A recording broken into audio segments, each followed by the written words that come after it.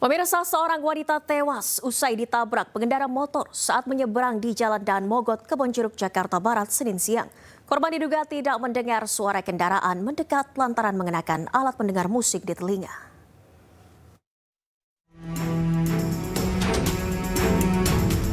Iis Romiana, 37 tahun, asal Semanan, Kalideres, Jakarta Barat, tewas usai tertabrak sepeda motor di Jalan Daan Mogot, Kebonjeruk, Jakarta Barat. Wanita ini pun tewas seketika dengan luka parah di bagian kepala. Petugas kepolisian dari unit Laka Lantas Satuan Wilayah Jakarta Barat yang tiba di lokasi langsung mengevakuasi jasad korban dengan ambulans. Menurut keterangan saksi mata, korban yang turun di stasiun kereta Pesing ini hendak menyeberang jalan namun tidak melalui titik penyeberangan jalan orang. Selain itu, korban menyeberang jalan dengan mengenakan alat pendengar musik di telinga. Akibatnya korban tak mendengar laju sepeda motor ini pun tertabrak dan tewas di tempat. Biasanya kan penyeberangnya lewat penyeberangan tuh. Ya, mungkin dia bilang capek, makanya dia nyebrang di sini. Itu biasanya. Nah, dia pakai headset katanya. Itu mau nyebrang sendiri. Guna kepentingan otopsi, jasad korban dievakuasi ke RSUD Tangerang.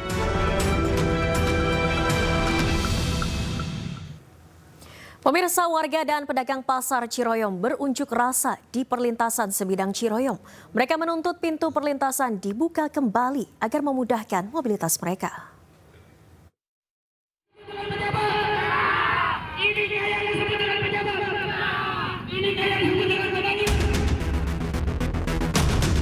Puluhan warga dan pedagang melakukan aksi unjuk rasa di perlintasan Ciroyom, Bandung, Jawa Barat. Mereka menuntut perlintasan Ciroyom dibuka kembali. Karena sejak perlintasan Ciroyom ditutup, para pedagang harus memutar jalan dengan menaiki flyover, sembari mendorong gerobak dagangannya.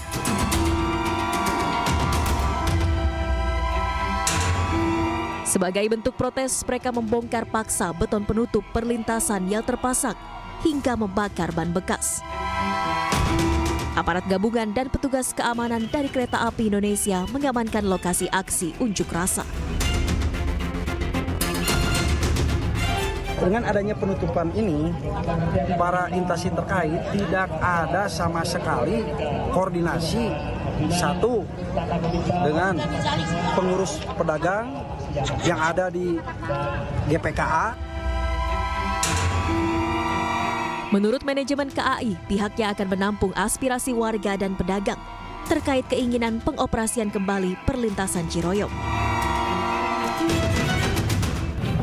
Terkait aksi demo masyarakat yang meminta pintu perlintasan ini dibuka,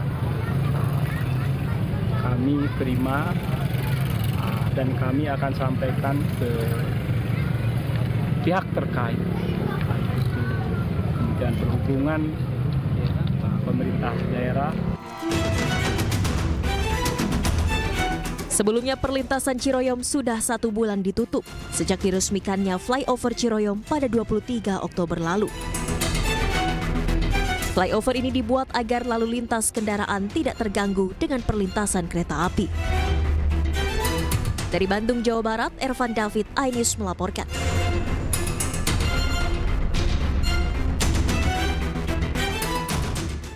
Pemirsa, 10 korban longsor yang dinyatakan hilang di Desa Semangat Gunung, Kabupaten Karo, Sumatera Utara sudah berhasil ditemukan.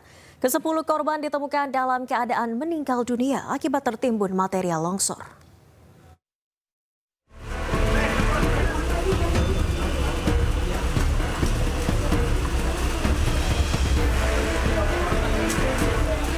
Pencarian hari kedua korban longsor yang dinyatakan hilang di Desa Semangat Gunung, Kabupaten Karo, Sumatera Utara telah berhasil menemukan ke-10 korban. Seluruh korban yang ditemukan dalam keadaan meninggal dunia akibat tertimbun material longsor. Jenazah para korban dibawa ke Rumah Sakit Umum Kabanjahe untuk proses identifikasi sebelum nantinya diserahkan ke pihak keluarga. Meski seluruh korban sudah ditemukan, tim gabungan masih terus melakukan pemantauan guna mengantisipasi adanya korban lain yang belum terdata. Kita bersyukur kepada Tuhan Yang Maha Kuasa, di saat-saat terakhir kita hendak menghentikan pencarian pada hari ini pukul 18. Akhirnya kita menemukan korban yang terakhir dari 10 orang korban yang kemarin dilaporkan kepada kita. Jadi pada hari ini kita sudah mendapatkan 6 orang korban lagi, menyusul 4 orang yang sudah kita temukan di hari Minggu 24 November kemarin. BPBD Kabupaten Karo juga akan melakukan pembersihan jalan yang menutup akses warga Desa Semangat Gunung dengan Kota Brastagi. Dari Kabupaten Indonesia, iNews melaporkan. Kita beralih ke informasi lainnya, pemirsa. Pengadilan Negeri Andolo memvonis bebas Supriyani, guru honorer yang menjadi terdakwa kasus penganiayaan muridnya yang merupakan seorang anak polisi. Putusan ini menegaskan bahwa tidak ada satupun unsur dakwaan yang terbukti secara hukum.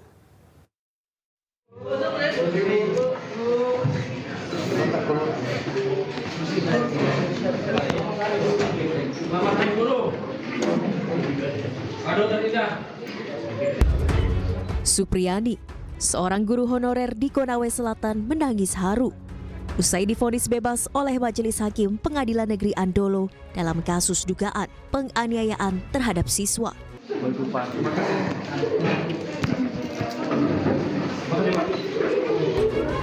Dalam amar putusannya, Majelis Hakim menyatakan Supriyani tidak bersalah atas dakwaan tindak pidana pemukulan berdasarkan sejumlah alat bukti dan keterangan saksi yang telah dihadirkan di persidangan. Hakim juga menyatakan memulihkan hak terdakwa dalam hal kemampuan, kedudukan, harkat, serta martabat. 1. Menyatakan terdakwa Supriyani SPD binti Sudiarjo tersebut di atas tidak terbukti secara sah dan meyakinkan bersalah melakukan tindak pidana sebagaimana didakwakan dalam dakwaan alternatif 1 dan dakwaan alternatif kedua penuntut umum. Kedua, membebaskan terdakwa oleh karena dakwaan penuntut umum. 3. Memulihkan hak-hak terdakwa dalam kemampuan, kedudukan, harkat, serta martabatnya. Vonis ini pun disambut haru Supriyani. Ibu dua anak ini mengaku bersyukur telah divonis bebas dan mengucapkan rasa terima kasihnya kepada publik yang telah mengawal kasus hukum yang menimpanya. Alhamdulillah bisa divonis bebas tak bersalah.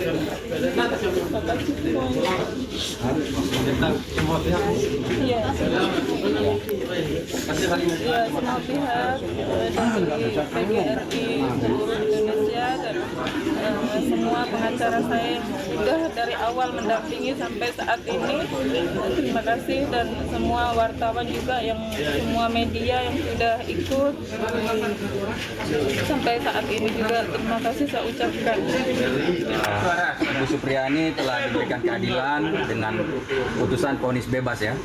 Dalam arti kalau vonis bebas berarti Ibu Supri tidak terbukti melakukan kekerasan seperti dakwaan JPU. Kemudian kedua, terima kasih kepada Majelis Hakim ya sudah mengadili perkara ini dengan sebaik-baiknya berdasarkan alat bukti. Kita bisa dengar tadi Majelis Hakim mengatakan bahwa tidak cukup alat bukti untuk membuktikan bahwa Ibu Supriyani bersalah melakukan pemukulan. Sebelumnya Supriyani didakwa atas dugaan menganiaya seorang siswa di SD Negeri 4 Baito, Konawe Selatan, yang merupakan anak anggota kepolisian di Polsek Baito. Kasus ini pun menyita perhatian publik sebab ditemukan sejumlah kejanggalan dalam dugaan penganiayaan tersebut dan dugaan adanya upaya kriminalisasi terhadap Supriyani. Dari Konawe Selatan, Sulawesi Tenggara, Muhtarudin, iNews melaporkan.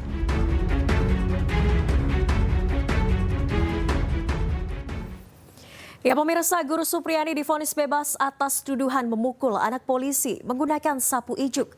Berikut kami hadirkan perjalanan kasus hukum yang menimpa guru Supriyani.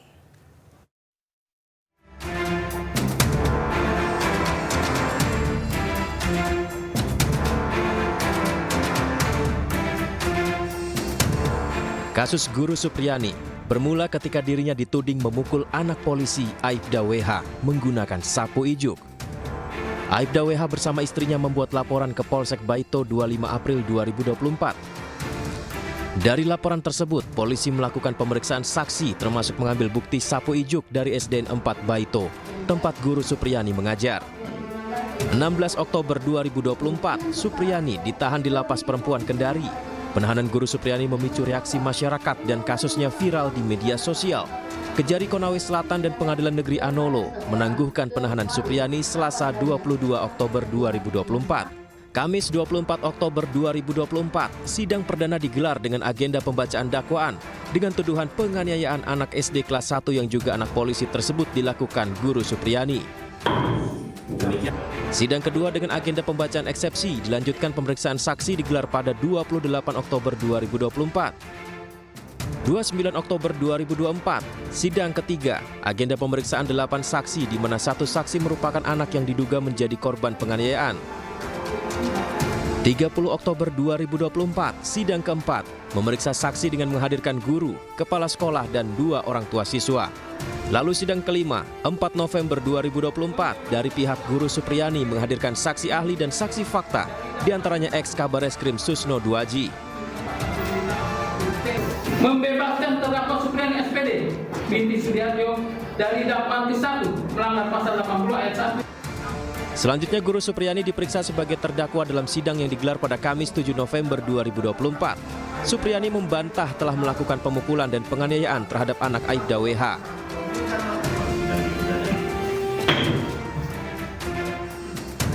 Sidang berlanjut dengan agenda tuntutan pada 11 November 2024. Dalam sidang tuntutan, jaksa menuntut bebas Supriyani dengan pertimbangan luka korban tidak pada organ vital dan tidak mengganggu korban. Apalagi tindakan tersebut dinilai bersifat mendidik. Meski begitu, kuasa hukum Supriyani dalam pleidoinya Kamis 14 November 2024 membantah Supriyani dinyatakan memukul siswa. Akan tetapi, jaksa penuntut umum menolak pledoi atau nota pembelaan. Lalu akhirnya Senin 25 November 2024, hakim membacakan vonis terhadap Guru Supriyani. Setelah perjalanan panjang, Guru Supriyani divonis bebas oleh majelis hakim.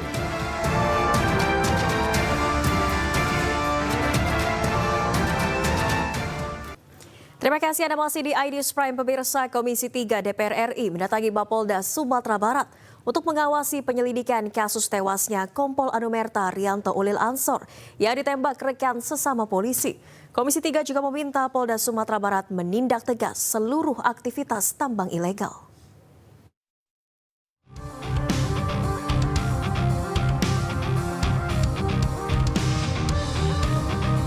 Rombongan Komisi 3 DPR RI yang dipimpin Wakil Ketua Komisi Ahmad Saroni mendatangi Mapolda Sumatera Barat. Rombongan datang untuk rapat dengar pendapat terkait tewasnya Kompol Anumerta Rianto Ulil Ansor yang ditembak sesama polisi. Rapat digelar secara tertutup. Komisi 3 meminta kasus ini diusut tuntas. Selain itu, Komisi 3 juga meminta Polda Sumatera Barat menindak tegas seluruh aktivitas tambang ilegal. Tindak lanjut kita minta semua yang terkait dengan illegal mining, apapun namanya, siapapun yang backing, tindak tegas. Ada waktu khusus, Pak? Waktu khusus. Jangka waktu khusus. Ya secepatnya. Batasannya. Entah mungkin Kapolda mungkin sore ini mau disikat, entah kapan, tergantung Pak Kapolda. Kita hanya minta untuk memberantas terkait dengan apa yang terjadi. Itu aja. Kita tadi minta untuk ditindak tegas apapun yang terjadi. Siapapun yang terlibat di dalamnya, siapapun yang ada, ataupun ada di backingnya di belakang, hajar. Berarti tidak terbatas pada tersangka ini saja? Gitu? Tidak ada. Semua yang terlibat, kita minta Kapolda harus sikapi dengan lugas. Nggak boleh enggak. Ya, Pak Kapolda gitu ya? Oke. Termasuk personel Polri sendiri, Pak? Ya. Termasuk pokoknya semua yang terlibat harus disikat sama Polda Sumatera Barat. Tanpa terkecuali. Siapapun yang ada di belakangnya hajar. Komisi 3 juga meminta seluruh anggota polisi untuk solid sehingga peristiwa polisi tembak polisi tidak akan terulang. Dari Padang, Sumatera Barat, Budi Sunandar, iNews melaporkan. Sebelumnya pemirsa, Komisi Kepolisian Nasional mendatangi Polda Sumatera Barat untuk mengawal penyidikan kasus polisi tembak polisi yang menewaskan Kasat Reskrim Polres Solok Selatan, Kompol Anumerta Rianto Ulil Ansor.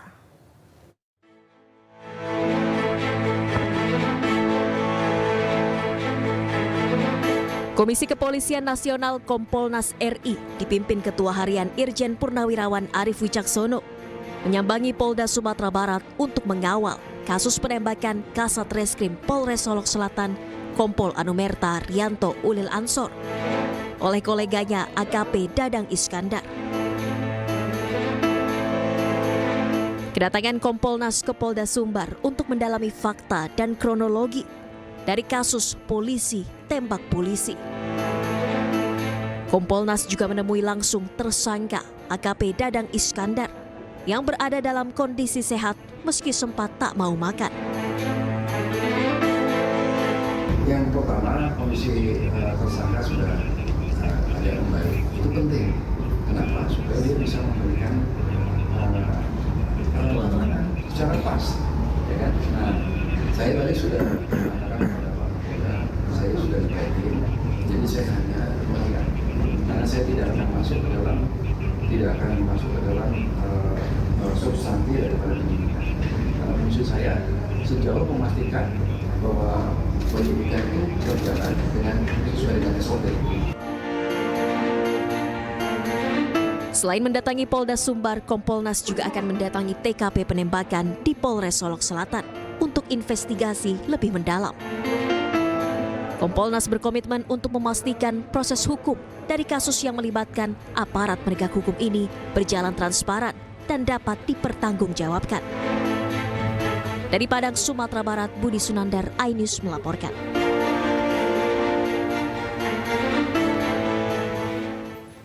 Ya pemirsa, 3 lokasi tambang ilegal di Solok Selatan berhasil diungkap oleh Kompol Anumerta Rianto Ulil Ansor. Pengungkapan tambang ilegal tersebut merupakan penindakan atas laporan pemerhati lingkungan yang menganggap tambang ilegal merusak lingkungan.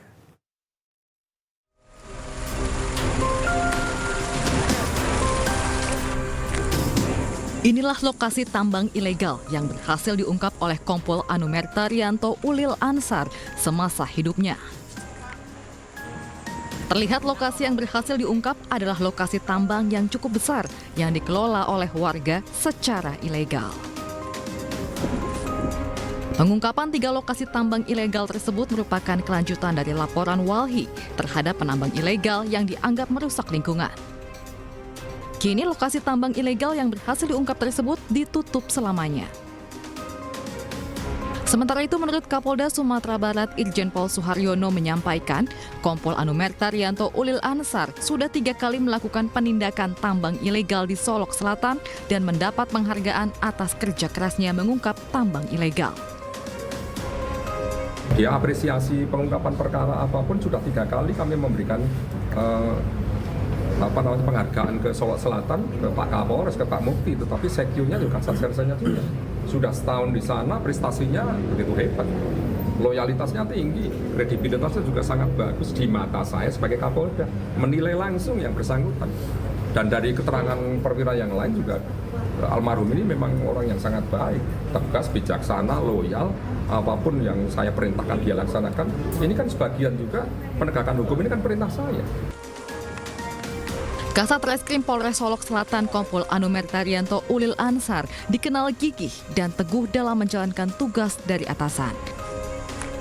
Dari Kabupaten Solok Selatan, Sumatera Barat, Budi Sunandar, iNews melaporkan.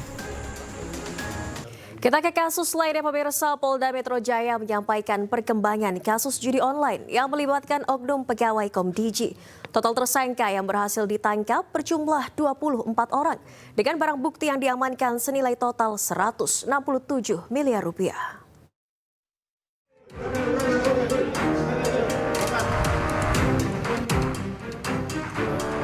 Polda Metro Jaya menetapkan 24 orang sebagai tersangka dalam kasus dugaan penyalahgunaan wewenang pemblokiran situs judi online yang melibatkan oknum pegawai Kementerian Komdiji.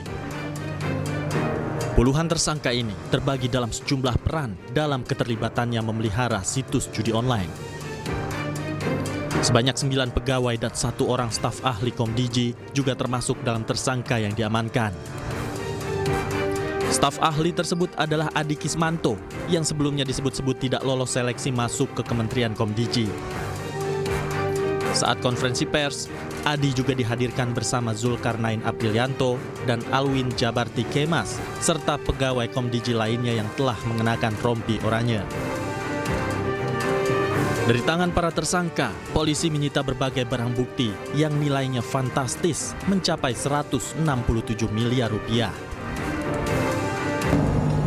13 buah barang mewah senilai 315 juta rupiah.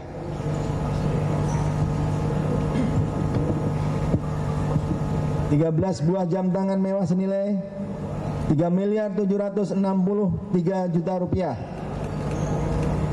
390,5 gram emas senilai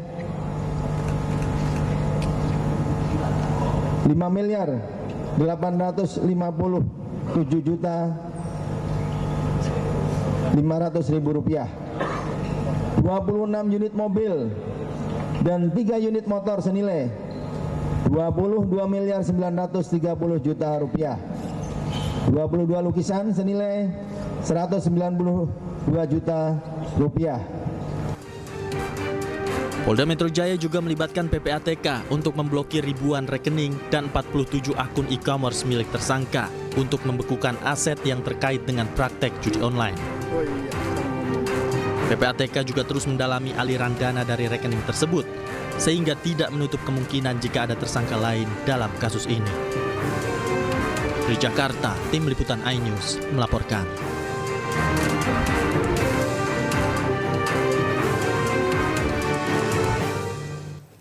Dan pemirsa, Polda Metro Jaya menyita 26 mobil dan 3 unit sepeda motor dalam kasus mafia akses judi online Kementerian Komdiji.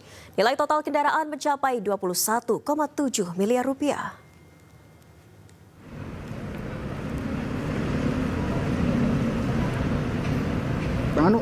Deretan mobil mewah dan sepeda motor disita oleh Polda Metro Jaya dalam kasus mafia judi online yang melibatkan oknum pegawai Komdiji.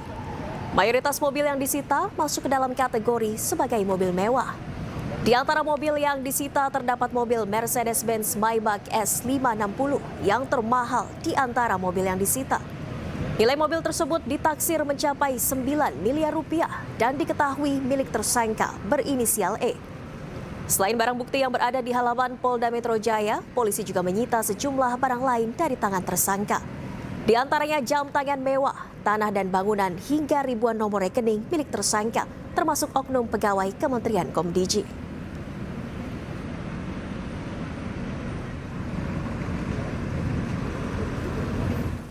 Beralih ke informasi lainnya, pemirsa, pasca operasi tangkap tangan yang dilakukan KPK terhadap Gubernur Bengkulu Rohidin Mersyah dan Sekretaris Daerah Provinsi Bengkulu, ruang kerja Gubernur dan Sekda disegel oleh KPK.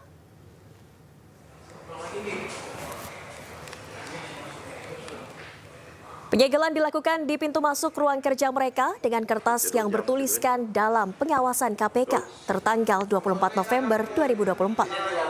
Ruang kerja Gubernur yang berada di lantai 3 tampak tak ada aktivitas sama sekali. Begitu pula dengan ruangan Sekda Bengkulu yang berada di lantai 2. Nampak hanya ada aktivitas para ASN di ruangan transit Sekretaris Daerah.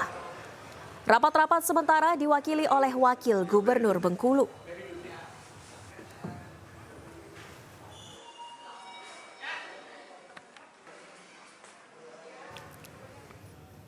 Ya, pemirsa, KPK menunjukkan sejumlah barang bukti terkait OTT yang melibatkan Gubernur Bengkulu Rohidin Mersyah.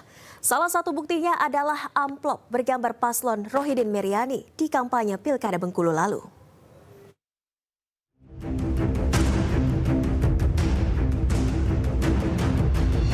Dalam konferensi persnya, KPK menjelaskan terkait OTT yang melibatkan Gubernur incumbent Bengkulu Rohidin Mersyah.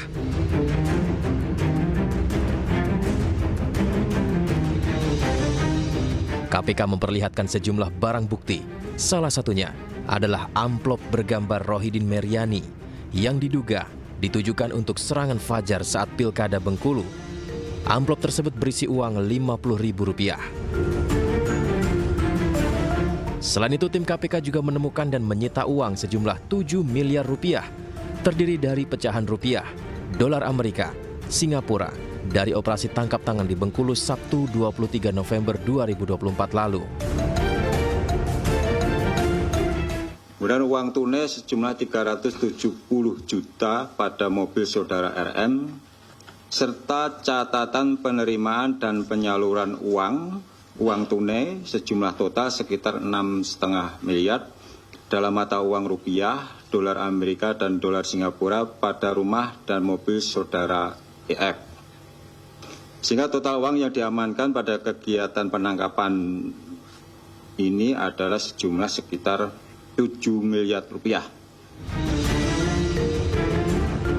Uang-uang yang diduga hasil dari pemerasan dan penyuapan itu, bersama dengan amplop bergambar Rohidin Meriani, diduga untuk kepentingan pilkada dalam pencalonan kembali Rohidin sebagai Gubernur Bengkulu. Saudara RM menyampaikan bahwa yang bersangkutan membutuhkan dukungan berupa dana dan penanggung jawab wilayah dalam rangka pemilihan Gubernur Bengkulu pada Pilkada serentak bulan November 2024. Dalam kasus ini, KPK telah menetapkan 3 tersangka, yakni Gubernur Bengkulu Rohidin Mersyah, Sekretaris Daerah Bengkulu Isnan Fajri, dan Ajudan Gubernur Bengkulu Efriansyah alias Anca. Tim Liputan iNews melaporkan.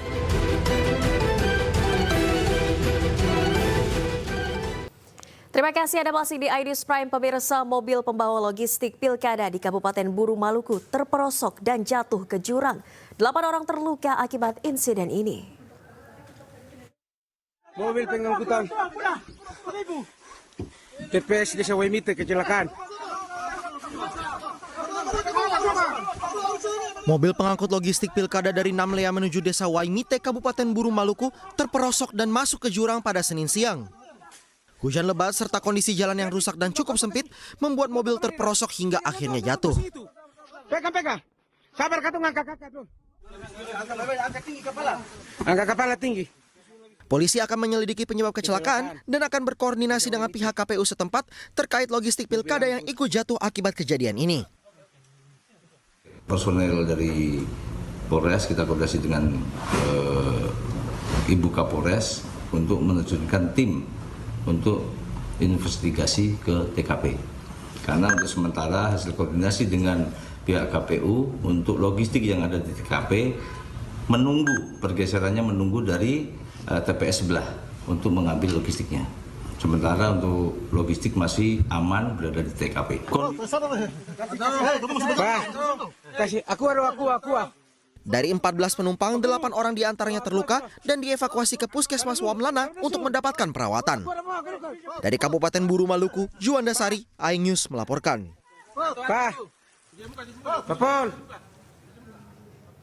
Pemirsa, KPU Kabupaten Kerinci Jambi mulai mendistribusikan logistik Pilkada serentak 2024 ke sejumlah daerah terpencil. Meski terhalang jarak dan medan yang sulit dilalui, namun tak menyurutkan petugas memastikan surat suara tersebar merata.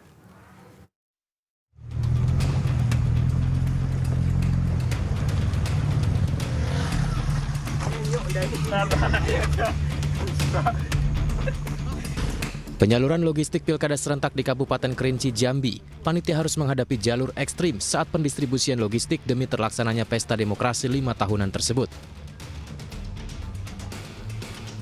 Perjalanan distribusi logistik ke lokasi terpencil ini diangkut menggunakan mobil double gardan dan sepeda motor off-road, terutama untuk 3 TPS di 3 desa Kecamatan Siulak Mukai yang masuk ke dalam kategori daerah terluar, terpencil, dan terjauh di Kabupaten Kerinci. Setelah menempuh jalan ekstrim berlumpur dan jalur perbukitan terjal selama 7 jam perjalanan, akhirnya petugas berhasil mencapai lokasi di 3 desa tersebut. Karena jarak tempuh serta waktu tempuhnya cukup jauh, bisa sampai 6-8 jam. Kita memastikan bahwa seluruh logistik ini harus sampai, makanya kita rumuskan di awal di Kecamatan Solomukai, itu ada 3 desa. 3 desa terdiri dari 3 TPS. Logistik disimpan di kantor desa dan melanjutkan perjalanan ke Desa Pasir Jaya serta Sungai Kuning. Bahkan petugas harus bermalam di desa tersebut sebelum kembali esok harinya. Dalam pendistribusian logistik Pilkada serentak ini, KPU bersama Bawaslu dan anggota TNI Polri ikut mengawal proses pendistribusian. Dari Kabupaten Kerinci Jambi, Kapior Gandhi, iNews melaporkan. Pemirsa, Polda Metro Jaya bersama TNI menggelar apel gabungan Operasi Mantap Praja pengamanan Pilkada 2024 di lapangan Silang Monas pagi tadi. Apel gabungan ini sebagai komitmen kesiapan TNI Polri dalam mengawal pesta demokrasi.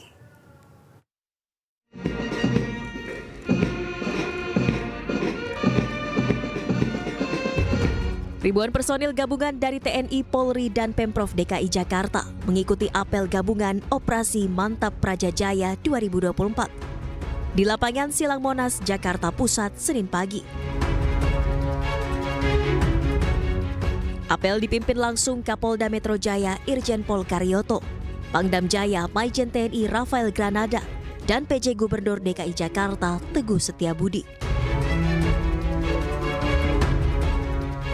Sebanyak lebih dari 88.000 personil gabungan dari TNI Polri dan Satuan Perlindungan Masyarakat atau Linmas dikerahkan dalam operasi Mantap Praja Jaya untuk mengamankan pelaksanaan Pilkada Serentak 2024. Para personil ini akan disebar ke lebih dari 31.000 tempat pemungutan suara atau TPS di wilayah hukum Polda Metro Jaya.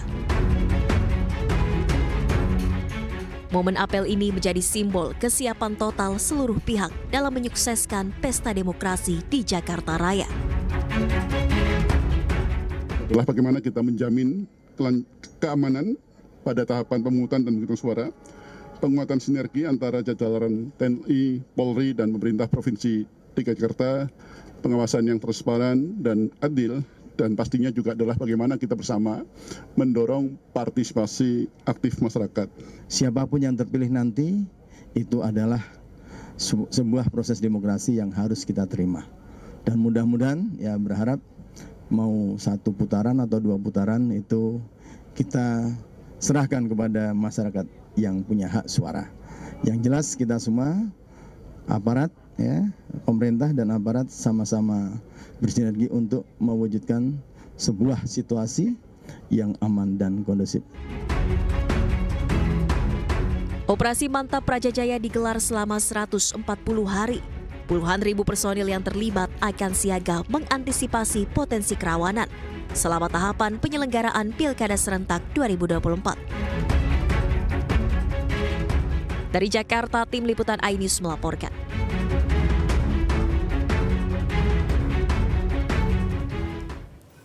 Dan pemirsa, Kapolri Jenderal Polisi Listio Sigit Prabowo menggelar rapat persiapan terakhir untuk memastikan Pilkada Serentak 2024. Rapat ini dihadiri oleh Ketua KPU, Ketua Bawaslu, dan Ketua DKPP. Ini pendandaannya di kota ya? Rapat ini digelar untuk mengevaluasi dan memastikan kesiapan semua pihak saat pencoblosan Pilkada Serentak. Berbagai langkah strategis disiapkan untuk mengatasi potensi kerawanan saat hari pencoblosan, termasuk antisipasi mengenai potensi serangan fajar yang bisa terjadi di hari pencoblosan. Kapolri juga memastikan distribusi logistik pilkada ke seluruh daerah telah aman. Polri bekerja sama dengan TNI untuk mengoptimalkan pengamanan dan pengawasan jalannya pemilihan suara di seluruh daerah di Indonesia. Biasanya TPS. TPS-nya berarti? Hasil penghitungan suara di TPS. Iya. Mengantisipasi terkait dengan wilayah-wilayah rawan yang memang sudah ada di dalam daftar pantauan kami, di dalam indeks kerawanan yang tentunya sudah kita persiapkan, ditambahkan tentunya dengan dinamika-dinamika terkini terkait dengan potensi-potensi kerawanan tambahan yang harus kita yakinkan bahwa semuanya bisa kita amankan. Tadi kita bicarakan terkait dengan bagaimana perbantuan dan dukungan kekuatan dari TNI